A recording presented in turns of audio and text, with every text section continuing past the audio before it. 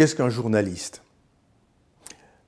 On voudrait se le représenter comme un individu d'exception, libre, désintéressé, un héroïque défenseur de la vérité et de la justice, protégeant par sa vigilance un régime démocratique toujours prêt à perdre de son sel. Je crois que le radicalisme de cet idéal est à l'origine d'un bon nombre de vocations de journalistes. Mais l'idéal, comme disait le général de Castelnau, c'est ce qui reste quand on n'a plus d'illusions. Ouais. Alors décapons un peu. À moins d'être rentier, un journaliste doit toucher un salaire, il prend place au sein d'une hiérarchie, il s'inscrit dans l'histoire et la ligne éditoriale de son organisme. Bien sûr, il y a des journalistes freelance, mais encore faut-il qu'on leur achète leur production. Certains groupes de journalistes sont propriétaires ou copropriétaires, mais le plus souvent très partiellement de leur journal, et c'est une petite minorité.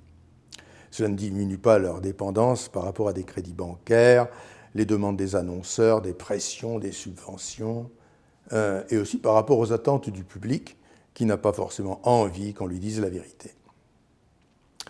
Alors, faut-il en conclure que l'indépendance de la presse n'existe pas, que les intérêts dont la presse dépend et qu'elle sert ont juste intérêt à faire croire en cette indépendance.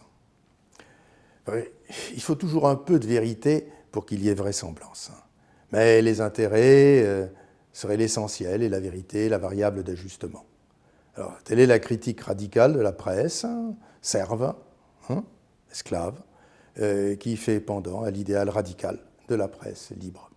Plutôt que de critiquer X ou Y, un patron de presse, capitaliste, journaliste à gages, que sais-je, il vaut mieux rappeler la condition essentielle de la liberté de la presse, à savoir une culture reconnaissant le bon sens, la bona mens, c'est la traduction du latin, c'est-à-dire, selon la définition de Descartes dans son discours de la méthode, la faculté de distinguer le vrai d'avec le faux.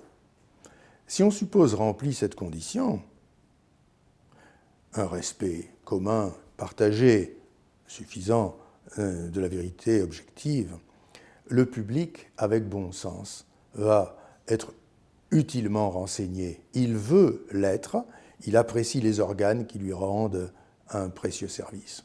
Les propriétaires apprécient la probité intellectuelle de salariés sur lesquels ils peuvent compter, qui sont fiables. Et les pouvoirs, s'ils ont autre idée que de faire du mal, de l'injustice, comprennent que tout bien pesé, ce n'est pas l'utile qui est le vrai, mais qu'il n'y a rien de plus utile que la vérité, sans laquelle tout marche mal, puisque l'action n'est plus adaptée au réel.